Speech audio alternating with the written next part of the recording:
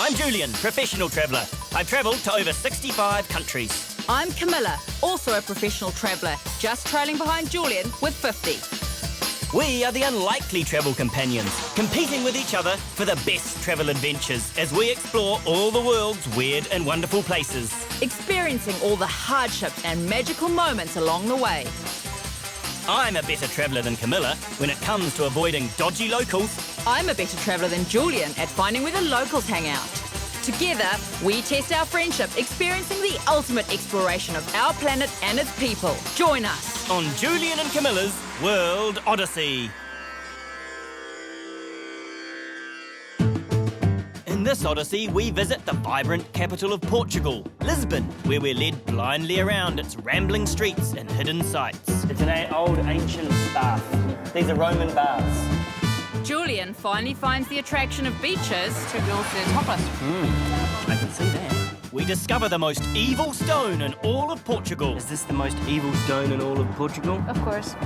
And come face to face with a 19th century serial killer. I think we're in the middle of the stay. At night, we find the good. And the not so good. Yesterday there was a guy murdered on this street. A guy was murdered. Yeah. And against my better judgment, we attend a bullfight where the bull gets a little revenge. Found clinging to the western edge of Europe, we explore Portugal with an in-depth look at Lisbon and its diverse neighbourhoods. We take day trips to the beach towns of Estoril and Cascais and head up into the hills of Sintra. Our starting point, though, is Lisbon's laid-back downtown. The first visions of Lisbon are dreamlike and her old charms immediately apparent.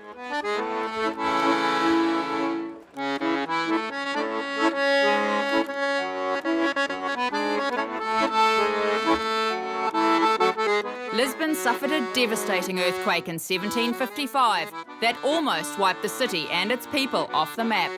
The city was largely rebuilt, but Rossio Square has always been an important meeting place for the citizens of Lisbon. So who's the most famous Portuguese person you know? You said the soccer player. The football player, Ronaldo. Good looking apparently too. Apparently, we've never seen him. Well, I probably have, but I don't really care about football that much, so... Is he hotter than, I don't know. He's definitely in shape, I guess. In the past, Rossio has been the site of executions and revolutions, but now street hawkers rule the square, occasionally offering you more than just sunglasses. Oh, no thanks. Thank you. I'm wearing sunglasses already. So am I. No, thank you. Oh, we don't thanks, smoke okay. that, no. No, not today. It's a good place. Yeah, we like Portugal. Thanks. I think he's at a good price. Oh, it's in your pocket right there. Woo! Looks good, but no thanks. Just off the square is the Santa Justa elevator, completed in 1902. Its striking design, the work of an apprentice of Gustave Eiffel. Do you think he was proud of his student? Do you think he came and said, well done? Would you be? It's not quite the Eiffel Tower, but you did well. In the 100 years that the elevator has been lifting the lazy up the hill, Portugal has seen a lot of changes. A revolution disposed of its royal family. A military coup brought in a 50-year dictatorship that only ended in 1974 when thousands of Lisboans holding red carnations joined a military-led revolution, bringing an end to Portugal's isolation. Things are changing a lot, you know. I didn't live in this time, but now you have freedom and you have a democracy, and of course things are easier. It was not a very strong dictatorship. It was like a small village, you know. If Portugal itself seems like a small town, then Lisbon has always viewed itself as the town square and most important part. There was a Portuguese writer from the 19th century who wrote, Portugal is Lisbon and everything around is countryside. And this is the truth, because everything is concentrated in Lisbon and the rest of the country is not so developed. So Lisbon is it? Is it? It's everything, Lisbon.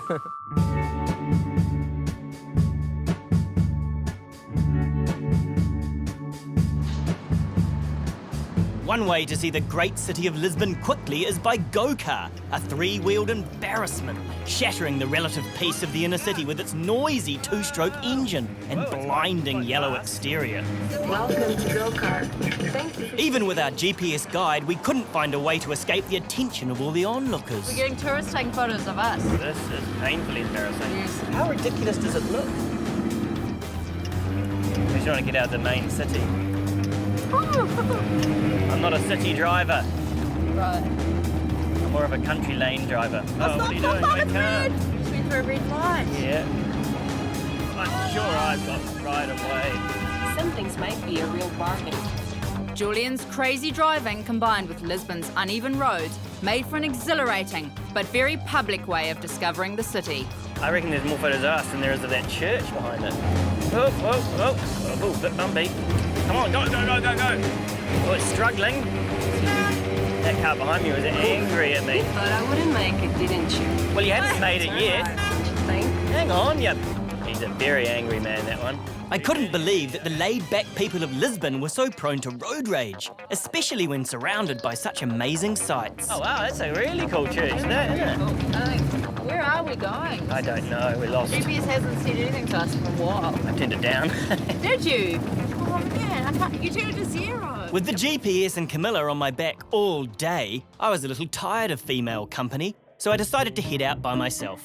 I'd heard that the men of Lisbon like to spend their nights sipping on ginginhas, a sweet alcoholic drink, which my taxi driver seemed to love. Ginginha, good?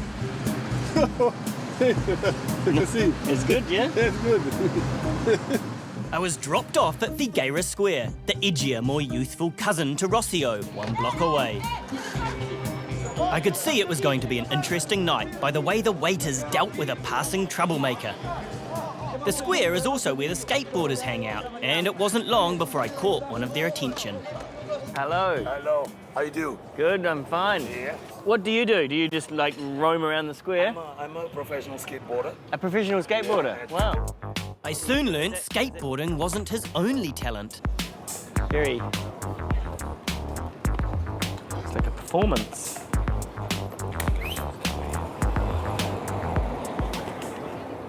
I think he just moonwalked off. I was enjoying the free entertainment, but I should have known that my new friend wasn't going to beat it that easily. I drink a beer. You want a beer? Yeah. Yeah, get a beer from him. I'll pay for it. That's what he wants, a beer. Is the largest beer they sell? Luckily for me, the bar was closing, so I wouldn't have to pay for any more €7 beers. So, bro. Yeah. Nice. Good night. Okay. You're gonna crush me. No problem. No problem, okay. Leave him all.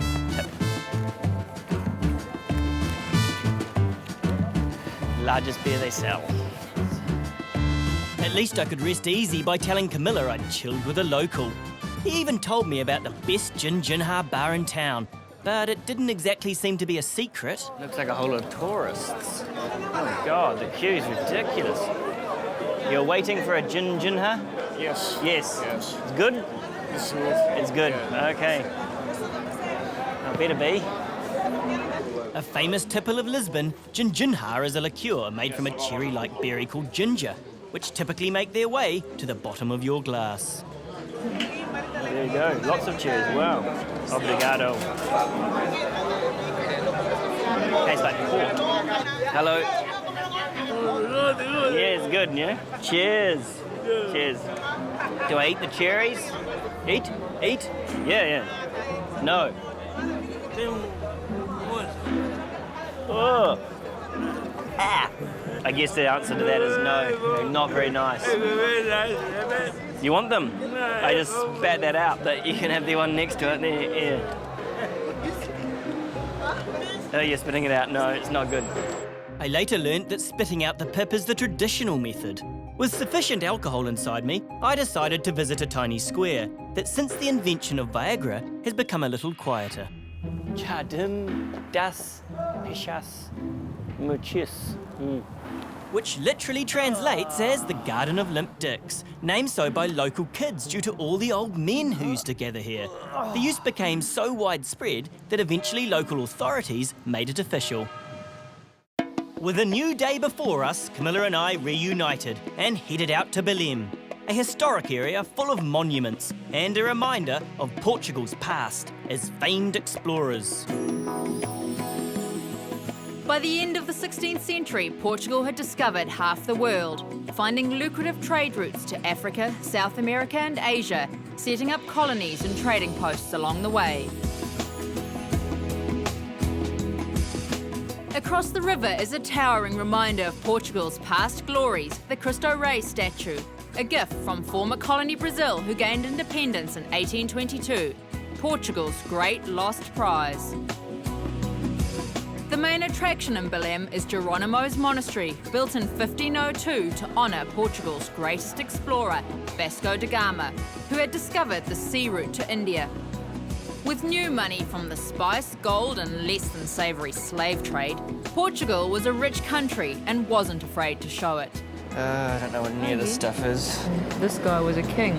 That bores me. Don João III. You really are becoming almost jaded traveller, eh?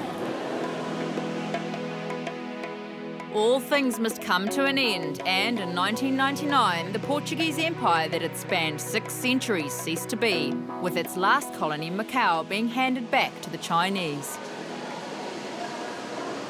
Down the road is Confeitaria de Belém, a famous bakery who have been making pastéis de Belém, a type of custard tart, for over 170 years. An icon of Portuguese food, tourists and locals flock here. The recipe, however, is a closely guarded secret. We only 4 people know how to make the dough and the cream. Poor people? 4 people. 4 people. And you're not one of the 4. No, I'm not. Wow. With the promise of free samples at the end, I was keen for the tour to begin. This is the secret shop, as we call it. Oh, we can't go in? No, we can't go in. It's not allowed. There's one of our chefs that knows the secret right there. You know the secret? Yeah. Is there milk in the cakes?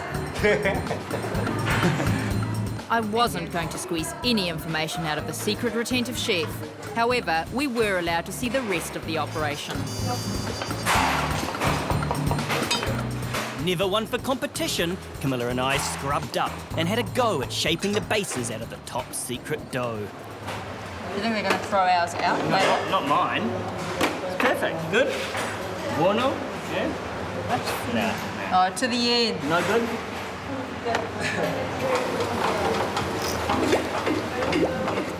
Next up was the addition of the even more secretive filling. Unfortunately for the bakery, not everything could be kept quiet.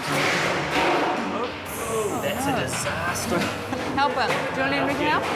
Are you still going to bake these, or are these now? These are gone, I think. gone. No doubt there would be talk about the big incident tomorrow, but for now, cakes still had to be baked and sorted, and we had one final important competition to see who could eat one the fastest. Ready, set, go. Ow! It burned me. He's going to choke. You can win that one, Camilla. Do you want another one, Camilla? No, it's quite a hard race to win. The next morning, we decided to catch a train up the coast to an area known as the Portuguese Riviera, home to the resort towns of Estoril and Cascais. In a scenic 30-minute journey, the train takes you along the Tagus River and up to the coast where the Atlantic Ocean stretches out before you.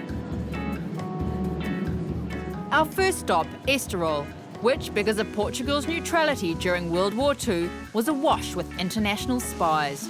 James Bond writer Ian Fleming even passed through during this time, using the Casino Estoril as his inspiration for Casino Royale.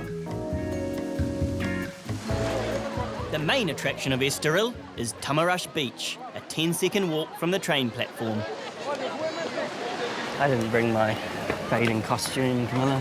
Why? I forgot it. Is this an excuse so you don't have to swim? No, I'll see if they'll hide them. They might hide them. I'm sure you could swim in your underwear if you got real desperate. My underwear is embarrassing. Really? Yeah. I forgot my bathing costume. He doesn't have something to swim in? Swimming clothes? Can he hire one from you? Buy one? I knew full well no one would hire me a costume. My plan to get out of swimming had worked.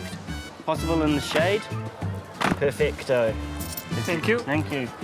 Nope.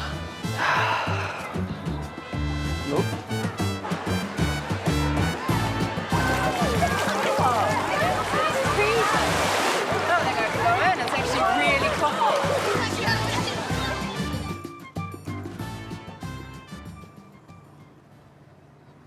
Quite a crowded beach, although no one's next to me. I'm being avoided like the plague. Must have been that garlic fish that I had last night. Ooh. Naked lady there. Better not look. Although the air temperature had hit 38 degrees, the icy Atlantic waters took the idea of a quick cool down too far. Too cold. I've lost my breath. This is my swim.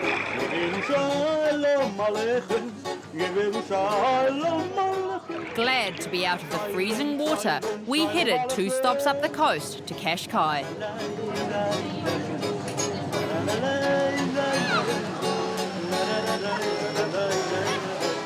Littered with small golden sand beaches and bathing locals, Cascais also has the added bonus of being a pleasant seaside town. It's got the same like a wavy pattern on the tiles as Lisboa does. Oh, when have you started calling Lisbon Lisboa? That's quite impressive. Picking Talking up on like a local, Camilla. If you were talking like a local, you go Lisboa.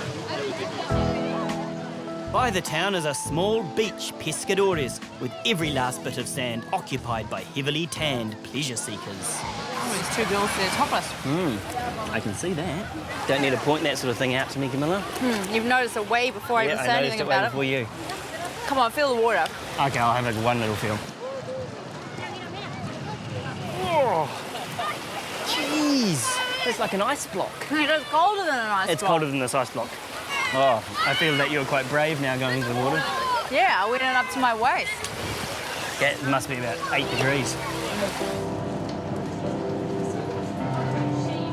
In a sleepy, sun-drenched days, we made our way back to our hotel in the city and readied ourselves for a big night out. The 139-room Fontana Park Hotel, built in the shell of an old iron factory, was designed to incorporate its industrial past with a sleek, minimalist aesthetic. I checked my modesty in at the door and loved the open feel of the rooms. Thankfully, Julian and I weren't sharing a room, and after a quick wake-up cocktail at the hotel bar, we made our way to the notorious party area of Barro Alto. Barro Alto, which translates as high neighbourhood, scatters itself on the sloping hills above the downtown. Oh, this looks like a street, doesn't it? Even with a full moon, we'd heard things didn't get going until 1 in the morning.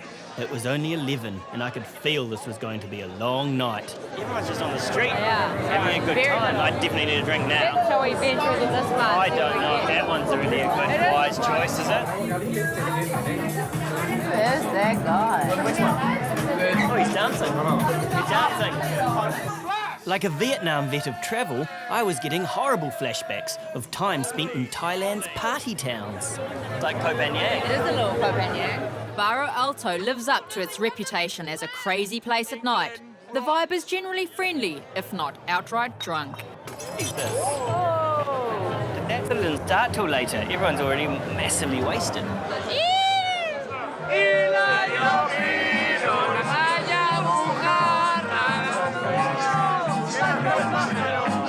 After 1 in the morning, the locals were noticeably absent, but the French were making some noise. I'm French. Yes. We are French. You're French, okay. Yeah. A moustache. You have a moustache, yeah. Moustache. Yeah, we have a moustache and we're French. Lisbon is a fucking city, you know? The best city in the world. Is this your uniform? French uniform. And he is your captain because he's tucked in. Oh shit, what are you doing with your shirt? They've all got loafers as well. Okay, now it's okay. No. Okay, good. Things were definitely starting to get lively. What are you taking photos of? Female legs or something? No male, only female legs. It's the last night in Lisbon, so... Get as many legs That's all you're trying to get as many legs as possible. Good luck. Watch out for this man. He's taking photos of ladies' legs. I know you're showing them off. Oh, they're going nuts. They're really loving your feet. I was beginning to enjoy myself in the messiness of it all until a stranger set me straight. Yesterday there was a guy murdered on this street. A guy was murdered? Yeah, yesterday. We better go home, Camilla. I'm worried about that. Making our way home in the early hours of the morning, we finally stumbled across a Portuguese local. Is this the best place for a party in Portugal or the worst? No. This is like more or less the best place for having fun. This is a little bit chaotic. Yeah. Yeah. So I don't like these places. Okay, why are you here? Because I like to be drunk.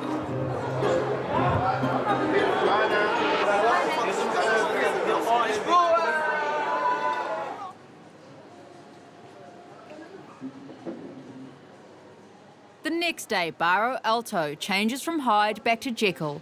The streets are hosed down from last night's sins, and the incredibly tolerant residents reclaim their unusually peaceful and enchanting neighbourhood.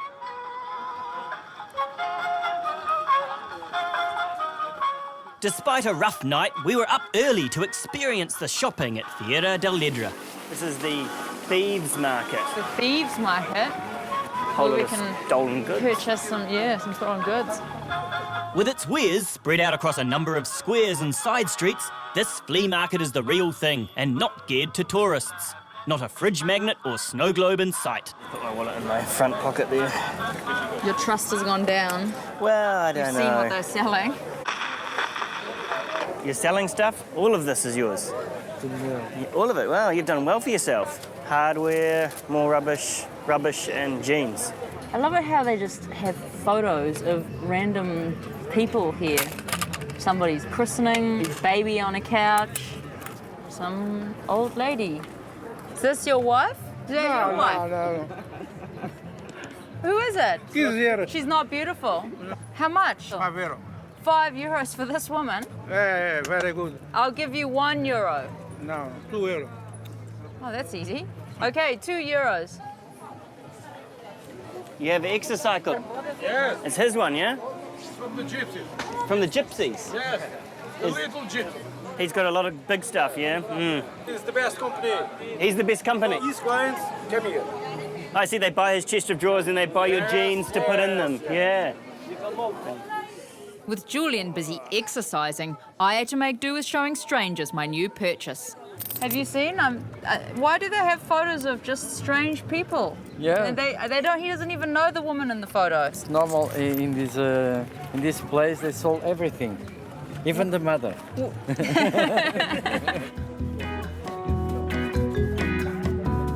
I thought it would be nice to try and find something unique for Julian, the man who has everything. Portuguese, hombre. Português. Can I take a look? Let me take a look. No.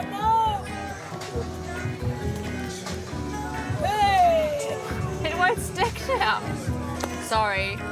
Yeah, that's better. Oh, and this one? English. English. Red. Yes. Yes. Can you believe I'm buying this? Have you seen this? What is this? Oh, it's a penis. Yes. Penis man. Yes. Yes. You like it, eh? Yes. Look at that China. You have the same, eh? From girls. Yeah, okay, I'll buy one. Why not? Okay, thank you. Thank you very much. Thank you. You could poke around the various stalls of the market for hours, but we had to leave sometime, and I wanted to give Julian his gift.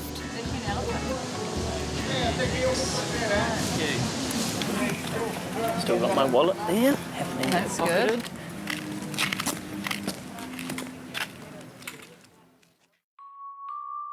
A little further out in the suburbs is a Lisbon landmark. Sitting proudly above the motorway is the old aqueduct system, built in 1731. In 1911, Portugal's oldest surviving film was shot there, bringing into life the dastardly deeds of the notorious serial killer Diogo Alves. In 1838, over a period of 6 months, he allegedly threw more than 70 people off the aqueduct to their deaths. Were they alive when they went off? No. First he would bump them in the head, then they would faint, then they would rob them, and then they would throw them out. He's worse than Jack the Ripper. Yes, he was very evil, and he was not working alone, you know. Diogo and his gang of helpers initially got away with their crimes, police thinking the deaths were suicides. But their luck ran out when, on 2 separate occasions, the potential victims managed to escape their clutches. They went to the authorities and they say that what's happening here in the aqueduct, it's not some suicide, it's murder. And then the authorities just closed this path. It was the beginning of the end for the gang. With the aqueduct closed, their crimes had to be bolder and therefore riskier. And on September of 1839, the things start to get a little rough for them. They go to a house of a doctor and they kill 4 people inside by pure evil. By pure evil? How do you kill someone by pure evil? Do you really want me to tell you? Yes, tell us the juicy bits. So, he would bump them in the head by... the bump would crack the skull, and then you know what goes out. The brains. Yes, and he managed to kill 3 children and the mother. What's the motive? Money? Money. You can't really kill children. The motive Pure is evil. money. That's why they were so evil, and that's why the Portuguese and the Lisbon people were so afraid of him. The aqueduct killings were never solved, but with these murders, the police had enough evidence to sentence Alves to death. And in 1841, he was publicly hanged. The stone step he would use to help throw his victims from the aqueduct remains to this day. Is this the most evil stone in all of Portugal? Of course. There is, however, one more part to the story. Being the 19th century, scientists were very keen to find out more about pure evil by studying the body and brain of Diogo Alves. The results of their work was never published, but 170 years later, at the University of Lisbon's Anatomical School of Medicine, you can still come face to face with the serial killer himself. Oh.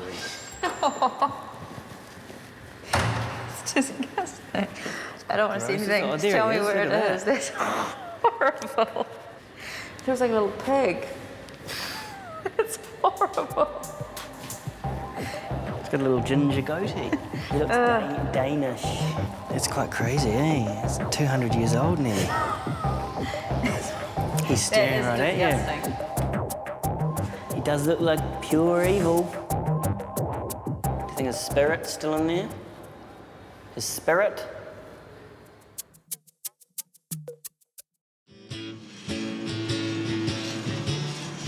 Thankfully, not all the sights of Lisbon are so off-putting. First introduced in 1901, Lisbon's electric trams add a little more charm to an already charming city.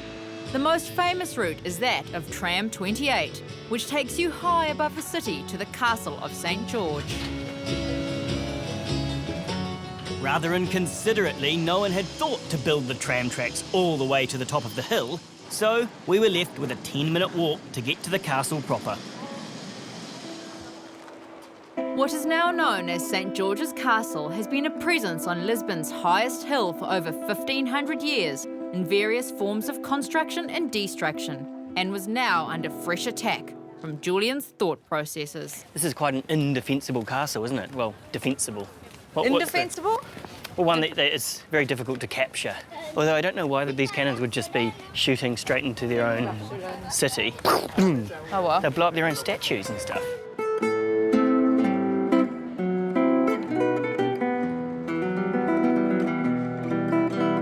It is a very beautiful view. Yeah, it's good. I'd like this to be my view. Don't stand so close to me. I can't help it, I'm stuck.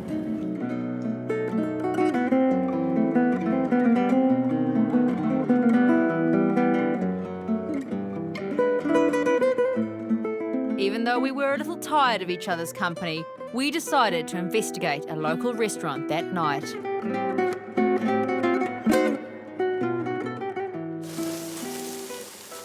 In Portugal, there's no denying that most days you'll be eating fish. And so unsurprisingly, we found ourselves at a fish restaurant. The house specialties, small sardines which are coated in flour, then deep fried, and grilled sardines. In Portugal, Yes? the people eat with hands, this, and eat everything. Like this? Bones and all, head and all, you just had the head. Very good. This is grilled sardines. Put this way. You don't eat the skin? No. You're peeling the fish with shaver. It's very, very good for your heart.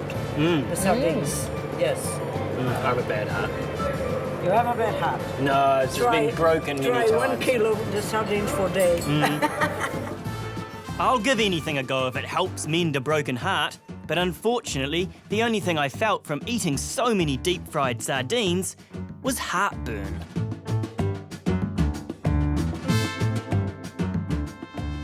The next day, we decided to get a break from the summer heat and headed inland to the cooler climate of Sintra. Hiring a car, we took a 40-minute non-scenic drive to the hillside oasis. Sintra's reputation as a town straight out of a fairy tale has seen it become a major tourist must-do, and it's not hard to see why. Looming wildly above the town is the Moorish castle, which began life over 10 centuries ago, although its current look is the result of a major 19th century renovation. It's going to be a good photo. An even better photo would be the more impressive Pina National Palace, a former royal residence. Do you agree with monarchies? I think back in their day they probably were all right. But now? If they can build shit like this, that's good. Built on the grounds of a monastery destroyed in the 1755 earthquake, the palace was the idea of King Ferdinand II. Its quirky design based on the ideas of English Romanticism. So you can go inside these things, yeah? What's in there, do you reckon? Oh, you're the nosy one today. Oh, There's people no, in there. that's the woman's toilet. Fortunately, there is still one place relatively unknown to the tourist hordes. The Gothic and utterly spellbinding Regaleira Palace and Gardens. That was the property of one man called António Augusto Carvalho Monteiro. He was at the time the richest man in Portugal, back in the end of the 19th century. And then he acquired this estate, and then he transformed it into kind of philosophical mansion. It seemed to be more Masonic than philosophic to me. The labyrinth-like grounds scattered with mystic symbols and hidden meanings. Why build all this? What's the reason then? There's no reason. This is what you can call rich man's folly. I'm a big fan of rich man's folly, especially when it comes in the shape of an amazing covered well. 30 metres, is it? That's pretty deep. Camilla was convinced it was the perfect place for human sacrifices. It was time to leave Sintra and make our way 30 minutes west to Cabo da Roca, the most westerly point of continental Europe and its windiest.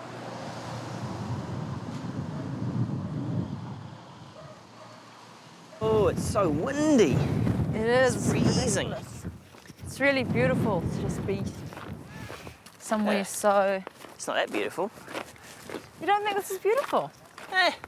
Just a whole lot of, like, succulents. Sintra's beautiful, I'm not sure Don't about you like this. the wilderness and the wild? Well, I mean, it's nothing really, is it? Even though there was an official plaque, I wasn't convinced. Do you reckon that place is more western than we are here?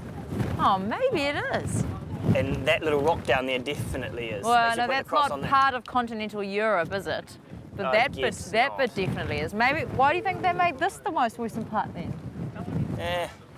Probably couldn't get out to that little one, or it was privately owned or something. Let's find somewhere sheltered. Like the car.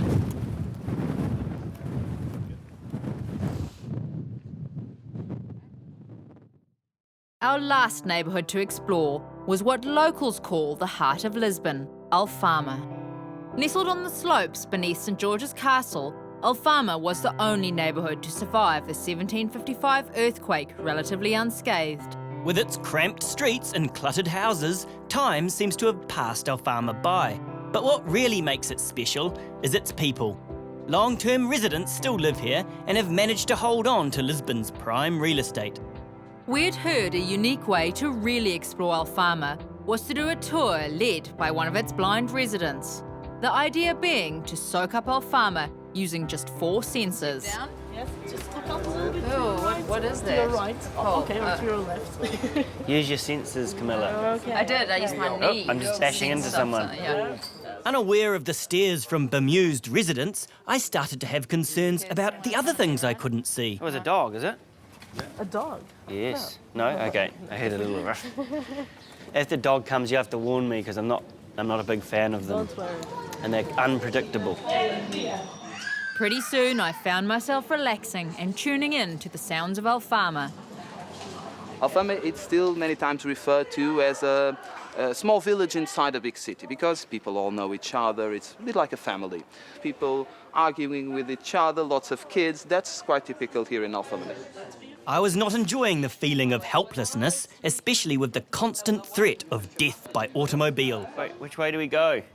Yeah. Panic. Look out, you have a small step. Oh, I see. I could have tripped over that. Okay. A truck. Oh, there's a dog. Oh, there's a dog. Where is the Look dog? out with the step. Unfortunately, being blind was escalating my fear of dogs. In my mind, it was a far more vicious animal that had just brushed my leg. But that wasn't my only complaint. Oh, sunshine. Oh, That's yuck. my favourite feeling. Oh, I don't like that. How many metres of sunshine do we have? Where are we going? What are you doing there? Step there. Don't climb the Don't climb it. See how large it is. Embrace it. Is it a peanut tree? Peanuts have grown tree. Feel that. It's quite bitter. You don't eat it. No, it's awful like that. It's an olive tree. How many more? about 10. 10 more? Goodness, you're going down a mountain. Blind people moan as much as me? No, I don't think so. No.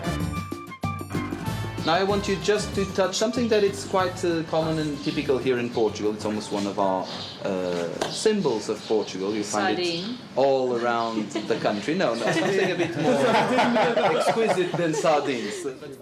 Oh, there is water in there. Someone could easily piss in this. No. Yeah, look, it's just the right height. Sniff it. I can't smell. You smell my fingers. No.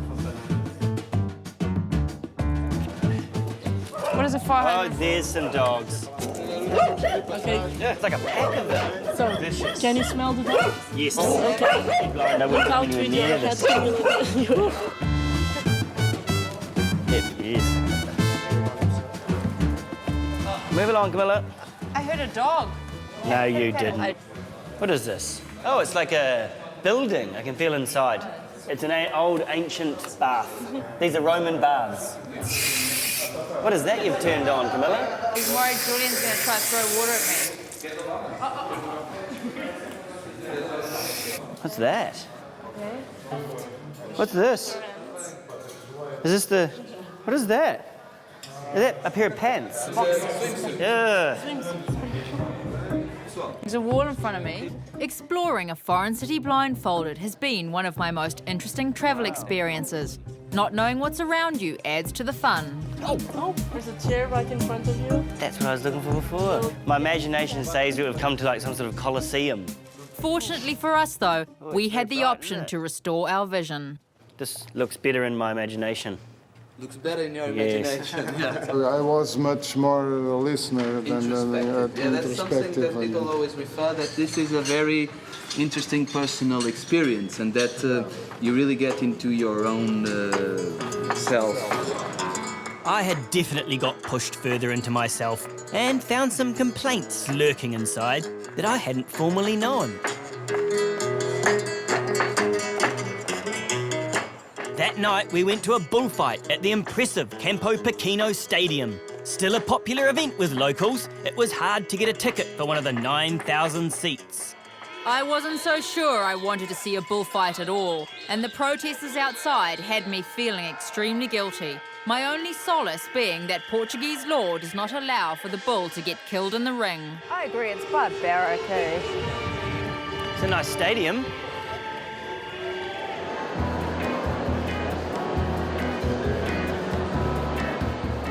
I could tell that Camilla had already made up her mind. I can't say that I was a big fan either after witnessing brutal bullfights in Spain.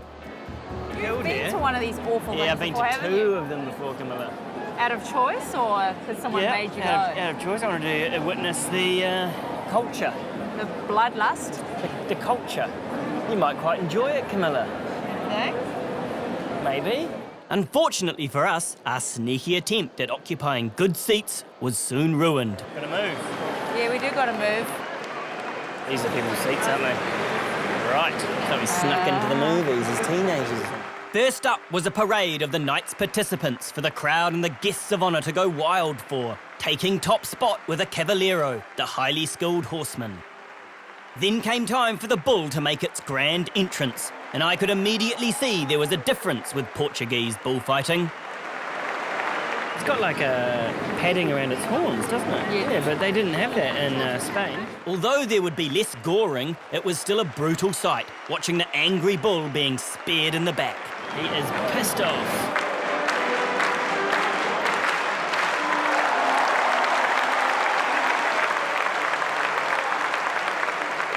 The one in Spain's much more gruesome. I saw the guy like stab the bull right down the into the lungs, and then the bull vomited all this blood.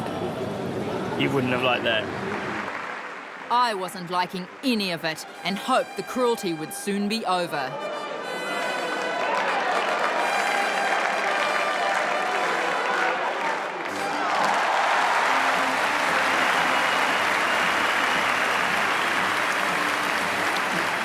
There's obviously thousands of people here that enjoy it, but I really think this is possibly one of my least favourite things I've ever done while travelling, to tell you the truth. It's about being brave to fight the most powerful animal that is in their culture. Now, I'd much rather be this bull than a bull that you eat. I'd rather not eat any more bull or cow. So no more Thai beef salad. Our argument was interrupted by a spectacle unique to Portuguese bullfighting, the introduction of the facados, crazy individuals whose job it is to take the bull by the horns, literally.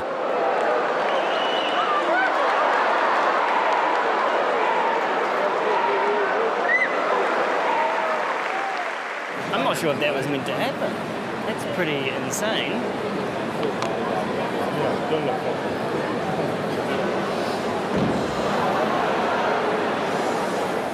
Unbelievably, and some would say foolishly, he came back for a second attempt.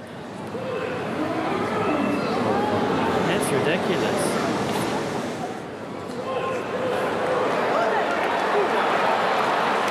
Oh my God! Why did they do that? Dislocated. It does look like it, doesn't it? Unbelievable. I don't quite see what they're doing. While the first facado went off injured, someone still had to finish off the job.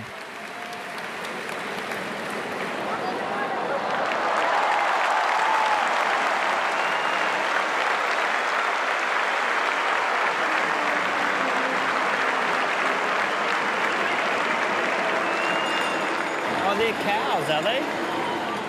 The last stage is a honey trap, the introduction of the ladies to entice the bull to a private death outside the ring. See, they're cheering for the bull, Camilla. They're cheering for the bull.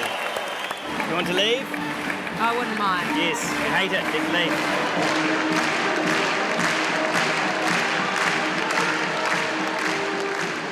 Bullfighting is not something I really enjoyed, so I didn't mind leaving early. But next time, I know to take Camilla to something with a little less bloodshed. The next day, I decided to spend some time on my own and explore the world of Fado, a style of music that leaks from the city's every pore. Fado's superstar is national icon Amália Rodrigues. Passing away in 1999, Amália's former home in Lisbon's outer suburbs is now a museum shrine to the life of a woman known as the Queen of Fado. In English, Fado translates as fate, but is not so easily defined. Fado is a so big and difficult thing to explain that our greatest singer, Amália, when puts that question, She said, Fado is a mystery. Fado is a mystery. The origins of Fado are certainly mysterious, but it has now firmly cemented itself in Portuguese culture. Some say its roots go back centuries to the influence of the Moors, others that it came from homesick sailors in the 1500s. Whatever the case, the songs have a melancholy feel to them, which has been described as the Portuguese blues. Fado tells you how the Portuguese are. And they are nostalgic, they are happy, they are poets, they are lovers, and they love this city. That night, I decided a great way to end our Lisbon trip was to take Julian to an amateur Fado club in the heart of the Fado district, Alfama.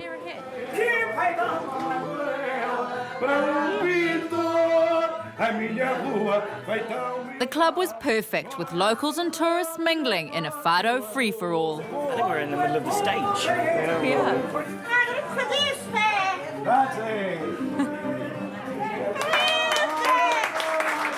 Must be a favorite song or something. There she goes.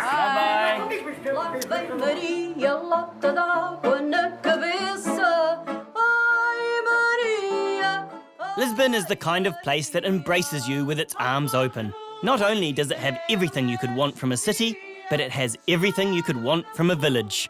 A laid-back and relaxed place with a real sense of community, even for the passing traveller. I couldn't help but let Lisbon charm its way into my heart. Pretty soon, I felt like I'd lived there all my life, and I really didn't want to leave. Lisbon is one mysterious and magical city. Eu sou aquela Lisboa, Lisboa.